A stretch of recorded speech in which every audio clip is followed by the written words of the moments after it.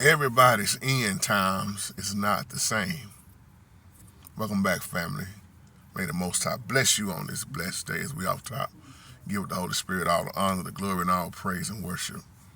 Listen, Brother Johnson, I love your email. Sorry for getting back so late with you. What I always say about the Bible, this is what you have to do. You have to always know who's doing the talking, who is talking to. I've been saying this for years on here. You got to understand who's doing the talking, who is talking to, because you had a great question about how do we know we even live in the end times. Let me say something that a lot of preachers don't even say. Don't you know in the Bible, a lot of them thought that was the end times. It was the end time. Well, let me say it like this. It was the end times for them. If you just really study the Bible, even in Paul and them time, you would see where they thought that at their time that they was living in, those were the end times. So like I always say, when you read about, in the Bible scriptures like Matthew 24, Mark 13, Luke 21, you're looking at all those books right there are testifying to each other in so many words. They saying the same thing. But when you look at Matthew 24, when he started talking about the wars and rumors of wars, earthquakes in diverse places, and notice he didn't say he was the one that was doing it, which lets you know we are also, Satan is wearing out the saints, but we don't lose.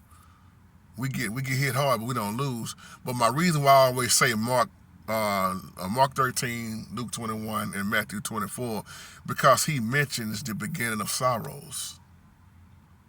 When he say you see all these signs, the end is not yet. Do not be alarmed. The end is not yet. Some translations may call it birth pains. So when you hear people keep saying the world about to end, or they thought the world was gonna end, even back in Paul and them day, when they start spreading all that them lies about the rapture and all that, they thought they missed the rapture. Paul was giving them hope, telling them, man, you got to hang on, man, because he wrote the second letter. He was just encouraging people, because just like back then, like now, all these lies is going on. They thought they missed the resurrection. I mean, if you really just study the Bible, so yeah, everybody in time is not the same, if you really think about that.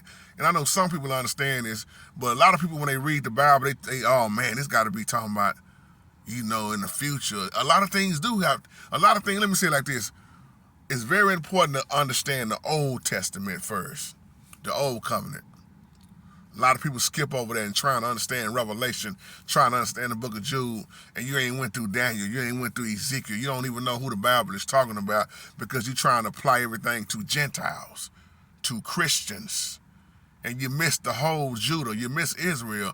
So that's the other issue, man. A lot of people just misinterpreting. And love your email, man. That's why you see the confusion. Not that the Bible is confusing itself, but the way people are interpreting the Bible and trying to apply everything to this day time, and they don't realize what already has happened, what we're going through now, and what's to come. That's why I always go back through the book of Daniel. Yes, you still looking at things that got to happen in the future, but when you say future, and then you look at back then, all of them, they died. They gone. And I mean that in the most respectful way. They died. They was waiting on hope. They was waiting on a return. A lot of our kinfolks, generation after generation, our elders, ancestors, man, a lot of the stuff that they thought was going to happen in their time didn't happen in their time, and nobody knows how long they're going to be living. We don't have the answer to that. The Holy Spirit does. Only the Holy Spirit knows how long we're going to be living, when we're going to die. So I just wanted to make that point. If you understand what I'm saying, give me a thumbs up. Everybody in time, when you put it like that, everybody, when they said in time, it was not the same end times, but it was the end times for them in the season that they was living in, the time that they was living in. So that's why, now you get a good picture on why he say no man knows the day or the hour. Because a lot of things that were prophesied had already happened. Paul thought a whole lot of stuff back then was end time, if you really just read the Bible. So we looking at 2024, and you studying, right? But at the same time, do you realize what already have happened? What has to happen? What's to come? That's why Revelation is a book that deals with past, present, and future. Daniel is dealing with future also. Revelation testifies back to Daniel. Daniel testifies to Revelation. Daniel and John, they were seeing these dreams, man. And now you right here in the middle trying to add it all together. You know, think about it. If you had to explain something you ain't never seen before, like a, let's just say a helicopter or airplane, you trying to jot down some things you're shown in the spirit that you really don't know what it is. Even when you go back to Ezekiel, you know. So hope this video makes sense, man, and beautiful, beautiful, beautiful, beautiful email. The confusion comes in with when everybody trying to figure out exactly when the world is going to end. That's why they keep setting all these rapture dates. They don't know. They just, man, come on. That's why they keep making all these movies, the end, and you don't even hear people talking about the beginning of sorrows. You don't even know how long that's going to last. In Matthew 24, when he said these things was coming, and that's why he said this gospel must be preached.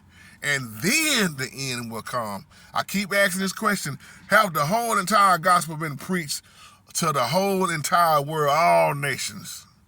That's your answer right there. Shalom.